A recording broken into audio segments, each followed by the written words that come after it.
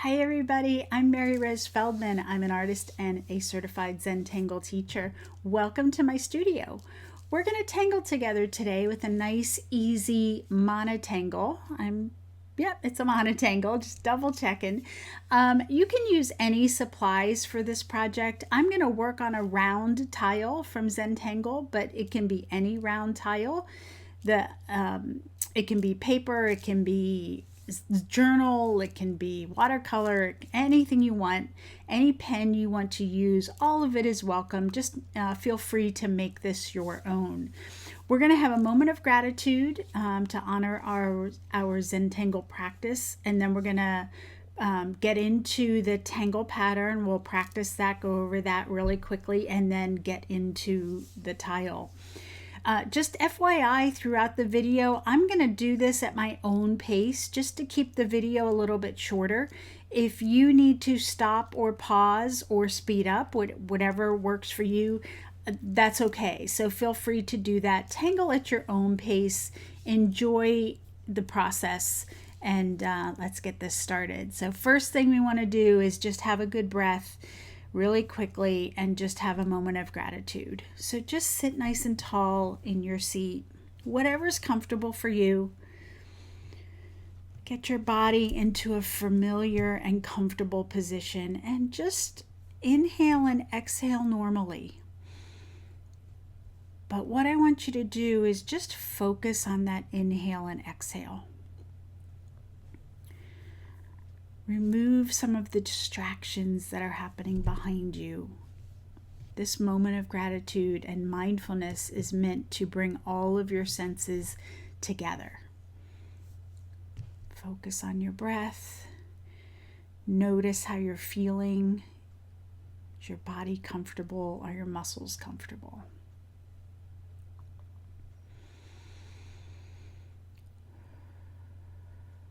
Whenever you're ready, inhale really far as you can.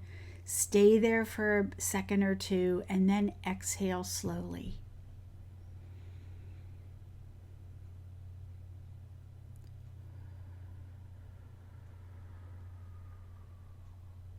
Sometimes that's the only time we take a deep breath during the day.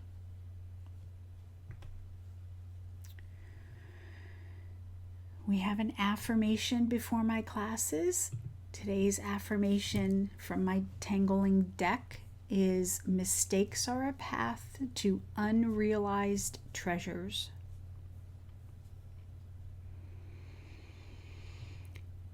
Have a moment of gratitude. And let's get started. So for those who don't know, before I teach any class, I pull one of my affirmations. This is from my affirmation deck. A lot of people like to see the card, so I put that under screen. Okay, so let's go ahead and practice our tangle. Just grab any piece of paper. I'm going to grab just a pen just for demo purposes, if I could find it. Okay, let's brighten this up a little bit. Okay, so the tangle we're going to do is called Heart Swell.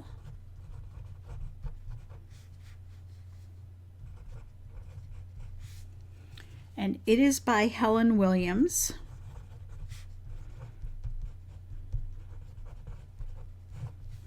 And when we say who created a tangle pattern, it's just the person. We're honoring the person who deconstructed a pattern for us. Brought it into the Zentangle world, 4 or 5 repeated pen strokes with the focus on mindfulness. So Helen Williams, we thank you for deconstructing this one for us. This one's really cute. I love this pattern. Really simple. So you're just going to draw a line anywhere. We're going to start at the bottom, and we're going to branch off either side with a heart. And you're just going to move your way up that line, and your hearts can be varying widths, but notice how they all come together right along the line.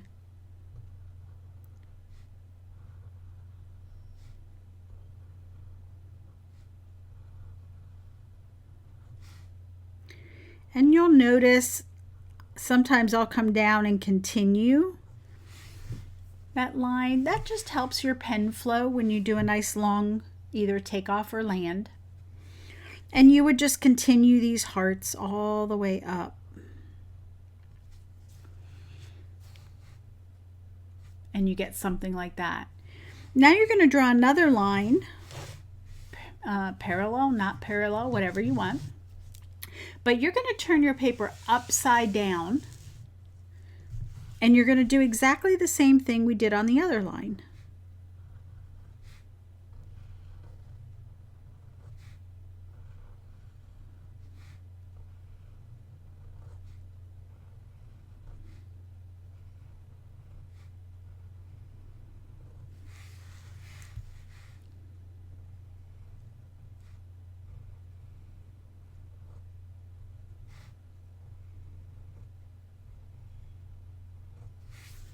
So you get something like that. So you have opposing directional hearts. And from there, it's just aura-ing. So you're going to look at each heart, and you're going to put an aura, tethered aura, meaning it's connected and connected but branches out in the middle.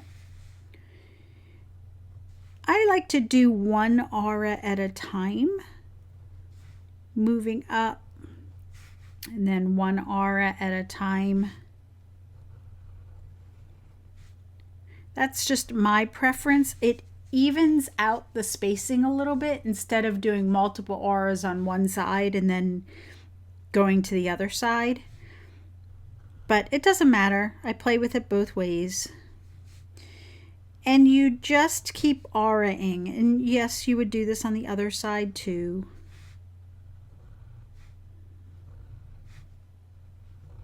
I'm going a little bit quicker in the step out demo than I will on my tile.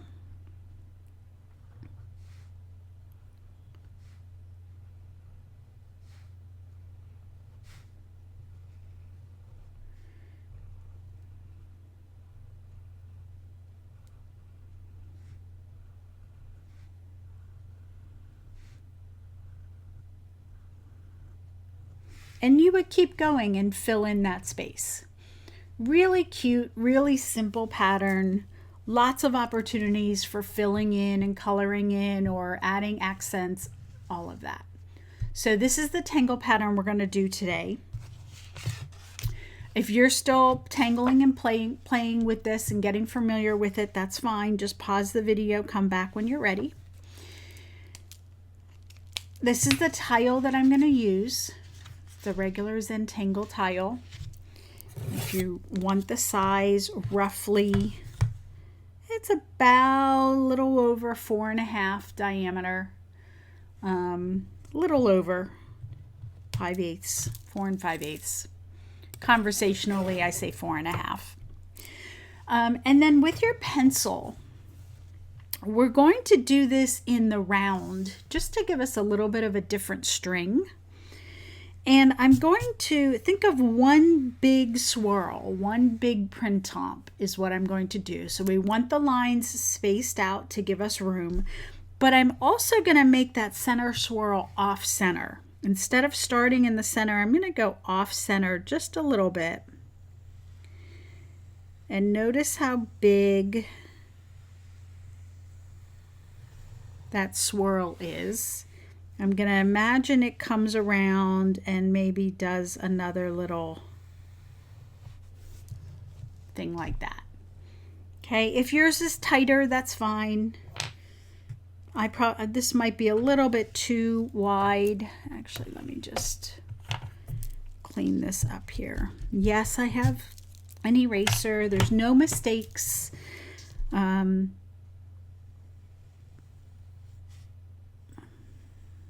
There you go. Okay. Couldn't do two things at once at that point. My philosophy with an eraser is for something like this, I don't mind it. It is a tool in the art box. However, if I'm using an eraser to try to be perfect in my art, then I put it aside and I'm not allowed to use it. You shouldn't need an eraser a lot, at least in the mindfulness Zentangle side of things, pure Zentangle. So if it's not impacting your philosophy about being perfect, or you're trying to be perfect, then I'm okay with it. But that's just my own personal thought. Everybody has a different idea on where an eraser fits in for the Zentangle world. But I probably won't be using it again after this. So I'm going to take I'm working with an 05 micron. You may see me switch to an 03. These are my two favorites. Occasionally I'll go 01 as well. I am a tiny tangler. And what I'm going to do is just go ahead and trace my pencil line as closely as I feel I need to.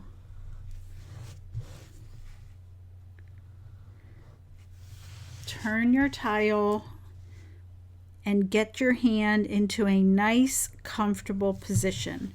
For some of you, that might be drawing towards you. For others, it might be drawing away from you.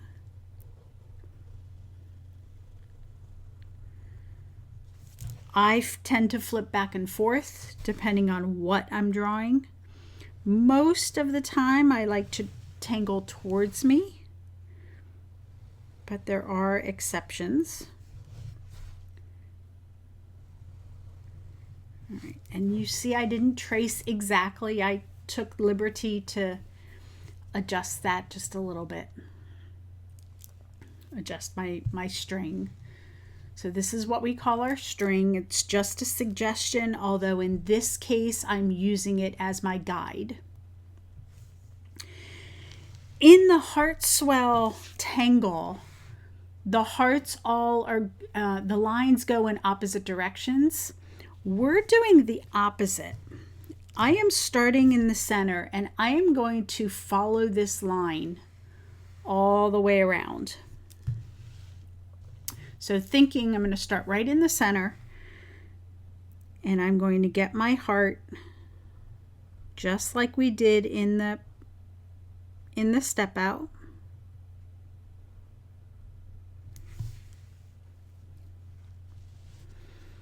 Okay, and I'm going opposite. Let's see, I actually wanted to go this way. I wanted to work up. So this heart, and I'm not going to stop the recording and I'm not going to redo it because there's no mistakes.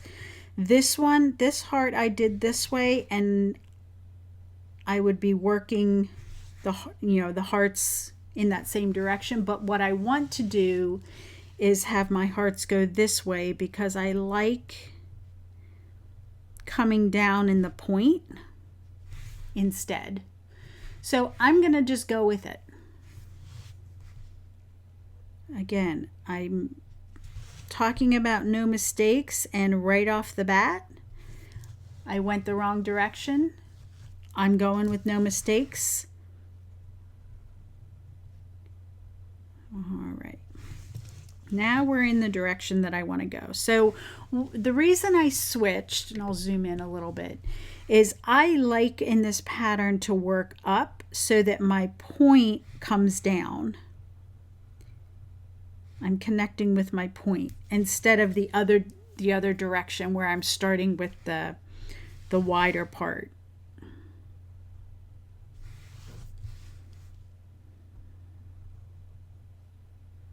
And you're just going to walk this string line. Notice how I'm turning my tile. I'm comfortable now, so I'm going to start making my hearts some a little bit wider, filling up a little bit of the space. Remember, we have auras coming in here. It's early morning here. This is the first thing I'm doing this morning. It's the first video I'm recording, and my hand is not warmed up. Based on how I started this, my mind isn't warmed up yet either. But that's reality, and I'm just going to let that go and leave it in the video and ask for grace. All right, so you're just going to keep turning your tile. And you might be saying, well, how big should the hearts be? How wide should the hearts be? There are no mistakes on this. Smaller is fine. Bigger is fine. In the end, this whole tile is going to be filled.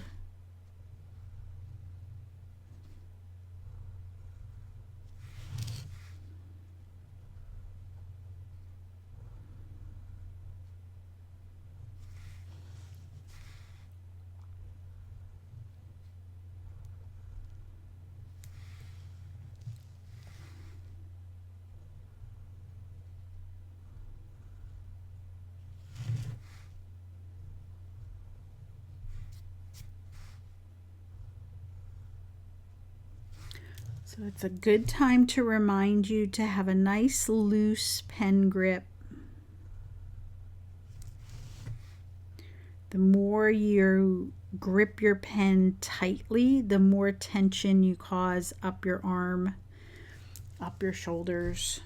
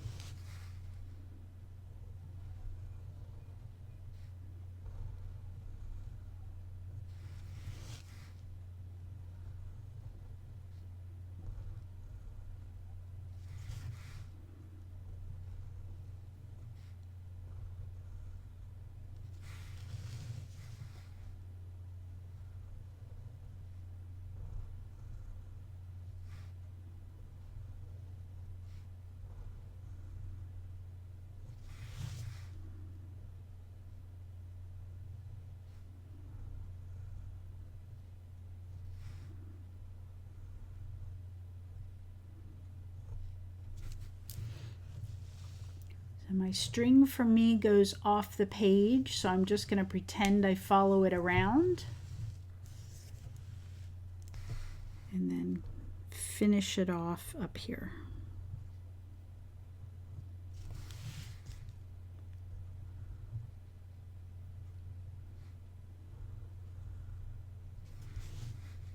So one of the nice things with tangling and working with patterns is, and there's no expectations. So I love asking what if. It's one of the most powerful things I think in art and creativity is what if. This is a straight line tangle as it's stepped out. But what if you put it in a circle or in the round or in a different orientation? You can play with a tangle for days, weeks, months, just asking the what if question. So if you have a different inspiration, go for it. Or make a note of something else you want to explore with this tangle. Okay, so that's what I've got so far. And like I said, keep it tangle at your own pace. You don't need to rush. If you need more time, pause the video and come back when you're ready. I'm going at my own pace just for the size of the video to keep it a little bit shorter. I'm going to try to switch to my 03. It might be too small. I would be perfectly fine staying with my 05, but it feels like it's getting a little old. So I might have to grab a new pen at some point. So what we're going to do is come into this tangle pattern and aura. And I'm going to keep auraing to fill in the space. And any small spaces that are left over, I'm either going to add an orb or I'm going to just color it in with black. And I'm going to start in the middle. So you might say, oh my gosh, it's all messy in there. It doesn't bother me. I'm going to come in and I'm just going to add some orbs. Maybe just to fill in that space. Maybe I'll put an orb here. And then, so just to fill in some of that space. And now I'm just going to aura.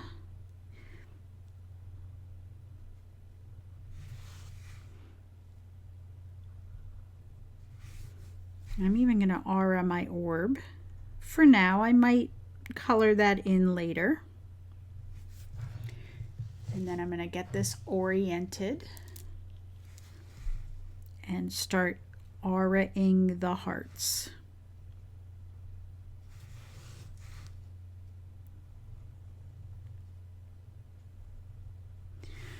So for me, I'm going to do 1, maybe 2 auras the first time around. Like right here, maybe I have a bit of space there, so maybe I'll put 2 in there at first. So 1 to 2 auras all the way around. For me, that just gives me a little bit of visual spacing before I start filling everything in completely. So like right here, it gets a little close. This one I'll do 1. So notice that my hand is, my drawing hand, I'm right-handed, is really staying stationary. And I'm moving this tile to fit the comfort of my hand.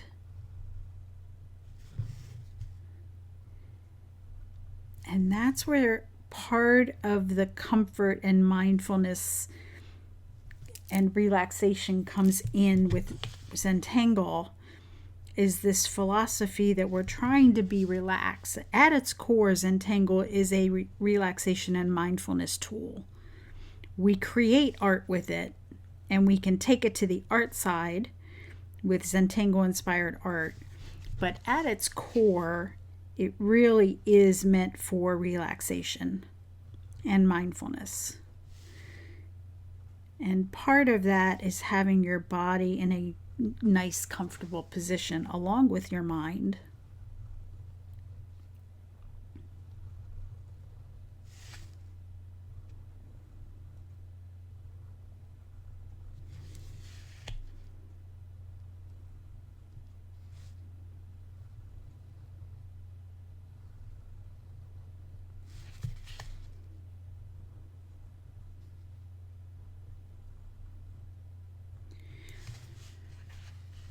And you may see me when I come around with that aura, I sometimes have to add a little bit of line weight if I don't come in together. Like right here, it got a little bit messy.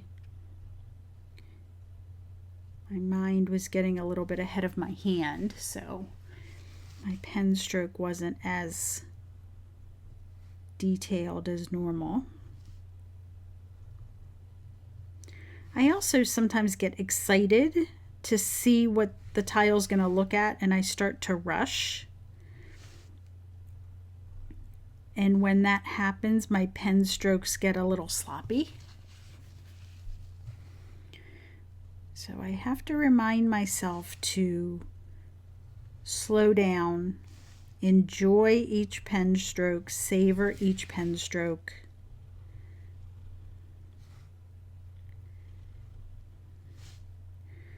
This morning I'm feeling a little bit rushed because I want to make sure the video isn't too long.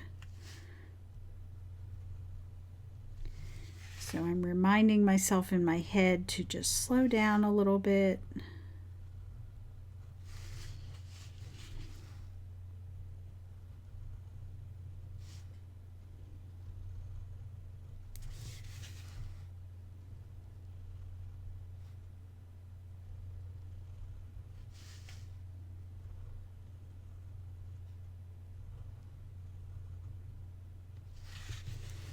I'm not concerned that every heart shape has exactly the same number of auras. I'm taking every space into account by itself. Some spaces might need a few more auras than others.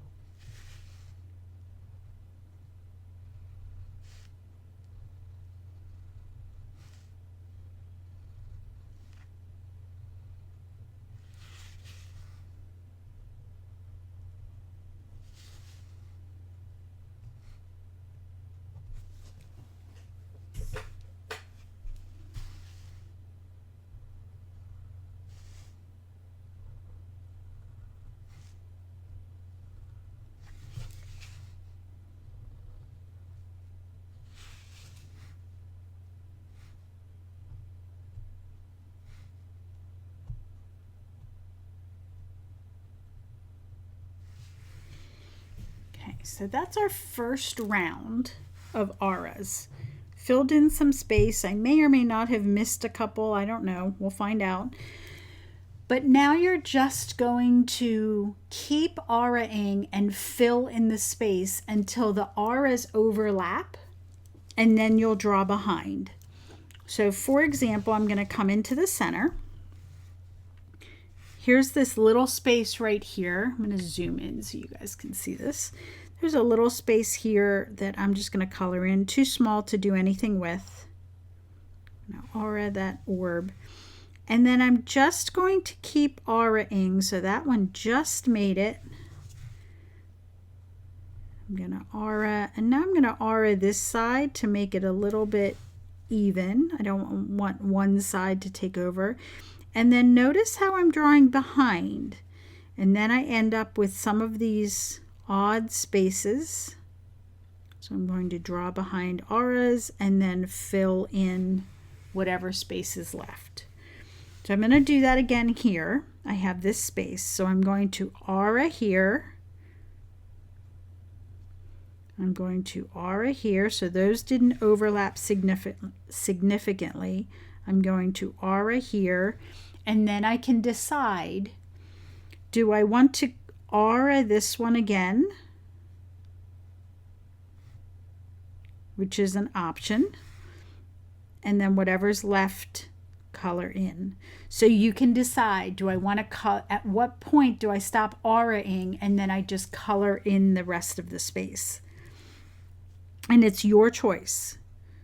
You can get in as many auras as you want.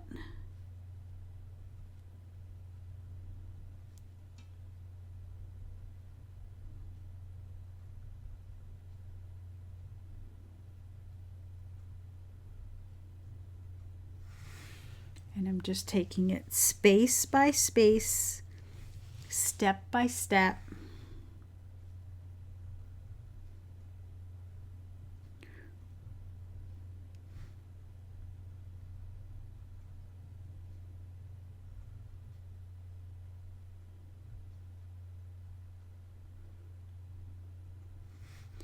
It really does help when you draw behind if you air draw, meaning that you, let me get to a point here. You lift your pen and you air draw. So here's an aura, it didn't hit anything. Here's an aura, it didn't hit anything. Here's an aura that's not going to hit, but the next aura I do here is going to hit something. So I'm going to go to there, lift my pen, continue my pen flow, and finish up on the other side. That air draw, continuing your pen flow, just keeps your hand in motion and in the flow. And it really does help your pen stroke to keep it connected instead of just lifting, pulling away, and then trying to eyeball it. So give that a try if you have trouble drawing behind.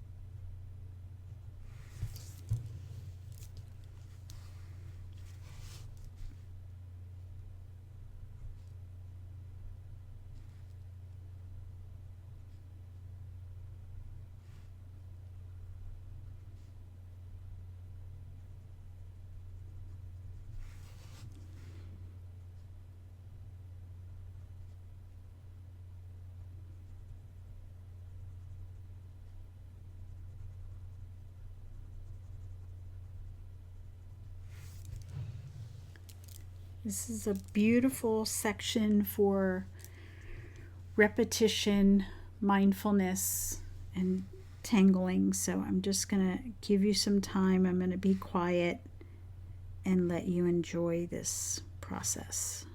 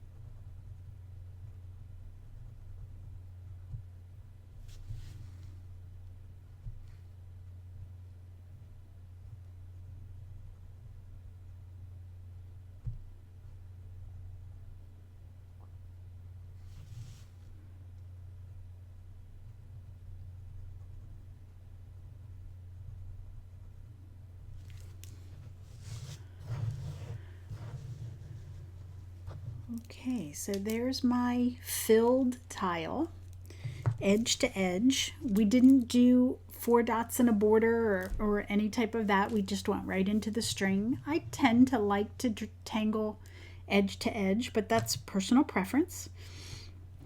So I'm going to keep going. Again, I'm not pausing the video. I'm going at my own pace just to keep the video shorter.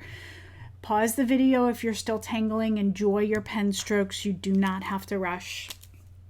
I'm going to grab a thicker pen. We're going to add a little bit of line weight before we shade. And the first thing I want to do is, you see that everything's kind of flat. Aside from the dark areas, the drama areas, everything's a little bit flat. And I want to bring forward the hearts just a little bit. So I'm going to start at that center. And I'm going to ignore the heart I did right at the beginning. That's in the, I hesitate to say wrong direction. That he's a little rebel. Let's call him that. And I'm just with my 08 pen or something thicker, I am just outlining that very first heart. And see how automatically that pulls that heart forward, and it gives you a thicker line next to the thinner lines of the auras. When you want dimension in your tangling, you want contrast. If all the pen strokes are the same width, everything just melds together and it becomes flat. So what we're doing with this is making one of the pen strokes thicker so that it has contrast. And you might say, well, why didn't we tangle it with a thicker pen? I personally, my own personal preference, I like to do this later, because if I get a different inspiration about where I want to put that thick pen stroke, I have the opportunity to do it. If I tangle with the thicker pen right out of the gate, I'm locked into that thicker pen. And if another inspiration comes along, it may or may not work. So I think for me, this gives me more creative flexibility as I get towards finishing the piece and getting all these accents and shading in. So I'm just outlining, and see the difference? You can see the difference already when you squint. If you look at this and squint, these hearts pop forward just a little bit more than the hearts out here that I haven't added the line weight to. And this, I guess technically this isn't line weight, we're weighting the whole line. So in essence, we're just making it thicker, not so much picking and choosing parts of the line to make darker. Just going in and doing it all. Perspective on this helps a lot. If you do half of your tile and then hold it out at arm's length, squint, take a picture with your phone, all of those things just help give you perspective on the art, or maybe what you want to do next. Where can I add contrast? What's coming to the surface?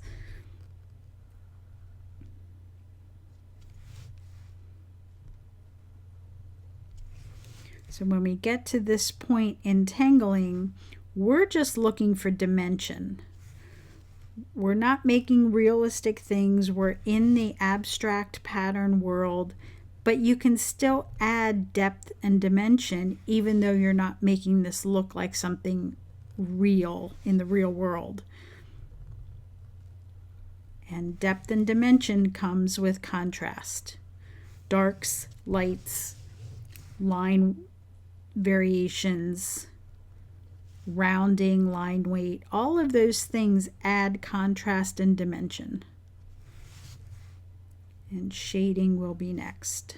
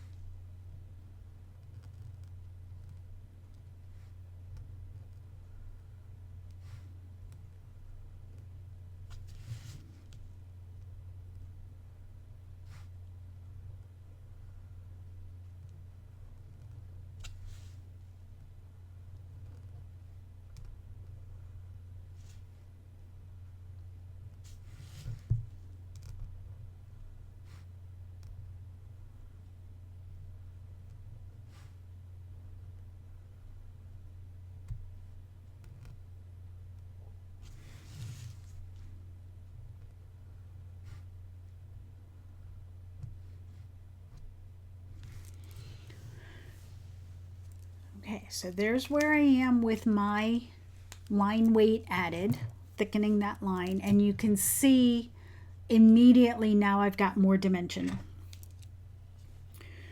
So I'm going to go ahead to shading, and I'm going to look at the tethered edges of the auras. So let me pick a good situation. Right here is a good situation. So here's a bunch of auras that go this way and a bunch of auras that go this way, and they're tethered, they're connected here and here. Well, when I squint, I see these as this part as depth, and I see the curves as the part that's closer to the surface. So my brighter spots. What we're looking is to look for, where do we want things to recede? Those are going to be our shaded dark points. And where do we want things to come to the surface or be brightened? So where these tethered auras meet, I'm going to put a decent amount of graphite. Same here. I'm not shading the heart itself. I'm just shading the background. So let me just get a couple here, and then I'll blend it with my tortillon so you can see what we're going to get. Okay, so when you blend this, and I have a paper stump, not a tortillon. Either one is fine. If you don't know the difference, a tortillon is hollow. A tortillon is a rolled paper, and it's hollow in the center and then rolled and then pushed out to make your point. Okay, to make the point. This is one for brown chalk, but doesn't matter. You could see it's hollow. I can squeeze this and flatten it. A paper stump is different. A paper stump is molded paper. So this is solid, hard in the center, and it's double-ended. So there is no open center. I like them both. They're both part of my basic kit. The tortillon, this is a little bit harder and firmer, and paper stumps are a little softer. I like paper stumps because I can shave the points with a razor and keep using it. And sometimes I want just a little delicate blending. Sometimes I need to get in there and really forcefully move graphite, and that's when I use the tortillon. So that's the difference. Both are fine. Both are acceptable. I tend to like both for different uses. So what I'm doing is I'm blending this graphite. I'm blending it towards the top of the curve, but I'm leaving that top of the curve white. That top of the curve is what's going to be most bright and white. Whoops. So I'm placing the graphite right in the seam, but I'm using the tortillon or the paper stump to blend it towards the center. And I think of thirds. So 1/3 has graphite this way, 1/3 has graphite this way, and the top third I'm leaving bright. Okay, and it looks a lot lighter on screen than it does in person. I like to do shading in 2 steps. I do a first layer that's medium darkness, and it maps my darks and my lights. And then I do a second step where I come in and I really make things dark and add the accents. So right now I'm just scribbling in graphite. The smaller areas I use less graphite, and I'm not going to pull it as far. You always want to maintain where your darks and your lights are going to go. You need both.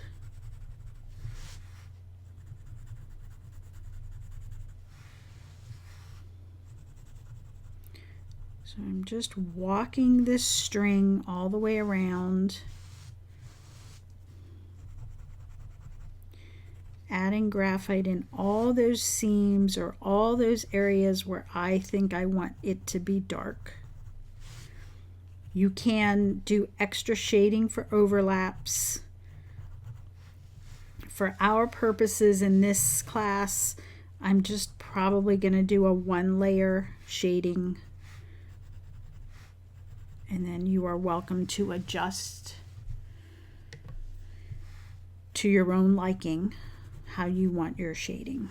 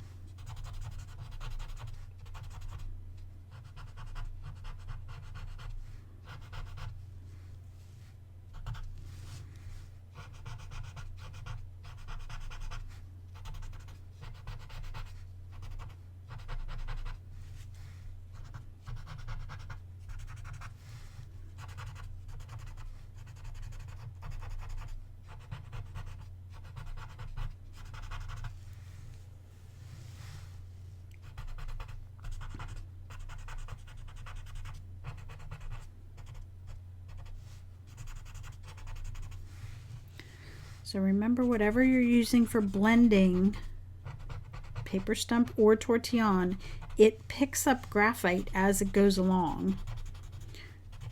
So if you feel like you're getting too much graphite, you might need to clean off your tortillon. And just to do that, just take a scrap piece of paper and see how much graphite comes off there. Sometimes it's a benefit.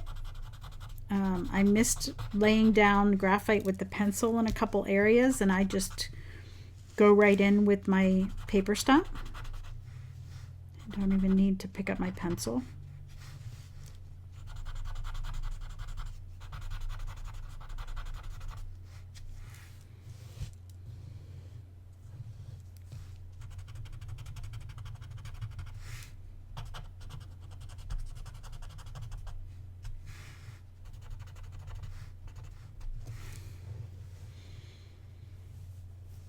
You can see how much dimension that brought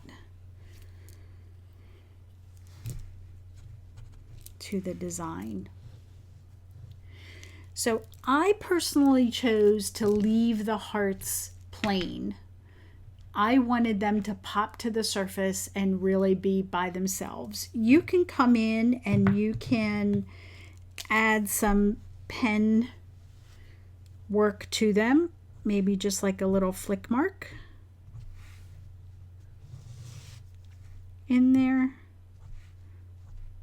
I chose to really just leave them plain, although that's kind of cute. Maybe I'll do that.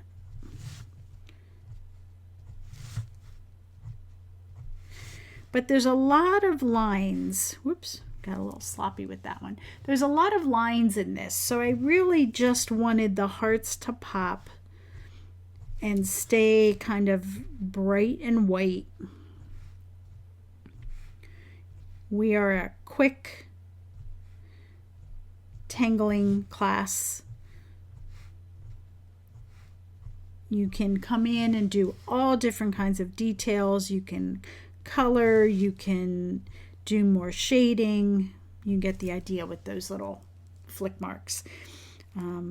Okay, fine. I wasn't going to finish it just for time's sake, but we'll get you the full visual.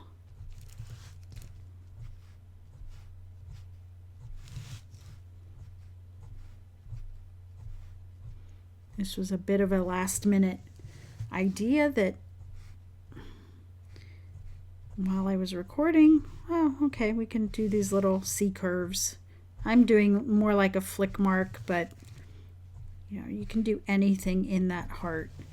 You can decorate the stem of the heart if you want.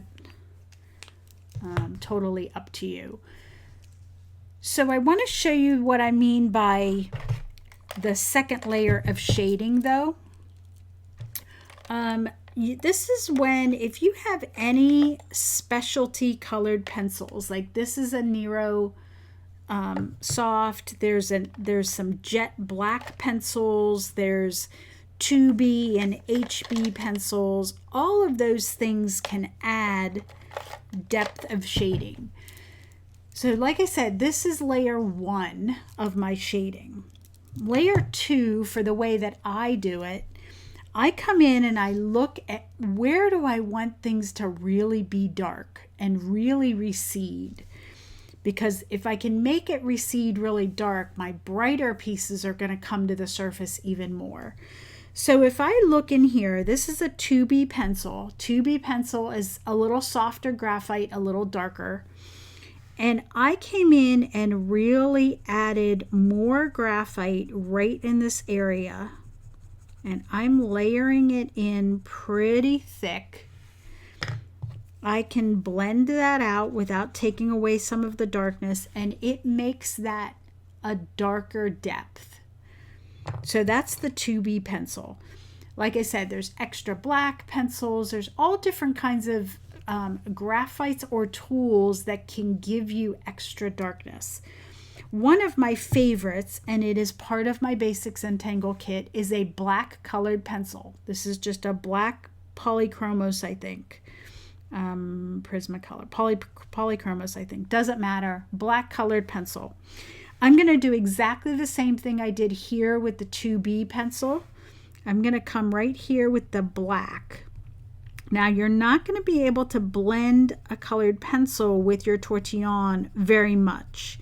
You can do a little bit of it, but you have to be very good at fading off your pencil without making a line. And see how dark I was able to get that crevice to get dimension. So I am going to come in with my tortillon and just blend that edges. Now, really, it's not blending the colored pencil much. It's just adding in some graphite so you don't get that hard line. And look at the difference in depth between that, the 2B, and the regular graphite. So this is where you can really add magic to your own tangling. And I'm just going to do a couple others with the black colored pencil. When I do these dark corners, my goal is to make the pen line disappear.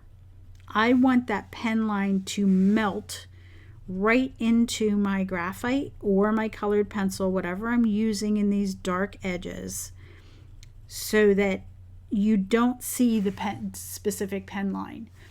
And here's a good example about just getting depth to really enhance the brightest areas of your work. Again, we're giving it dimension, and it's just an enhancement. Let me do one over here. You can go overboard with this. So this is something that you want to do sporadically and very intentionally. Because if you come in here and you get too dark everywhere, then now you've just made everything really dark. So that's the benefit of the two-step approach that I do. I do my basic shading, I get my lights and darks all mapped out, figure that out, and then I strategically come in with my extra dark to give me the added dimension. And you can play with this for as long as you want. But for now, I'm going to go ahead and put my chop. I'm going to put my chop right here. Our chop is our initials, and we put that proudly on the front because we did create a work of art. And you're going to sign the back. I picked too thin of a pen to sign my name, but it'll get the work done. And today is, well, the day I'm recording this is June 3rd. All right, take a nice, good, deep breath. Thanks for tangling with me today, and I hope to see you again real soon. Have a good day. Bye.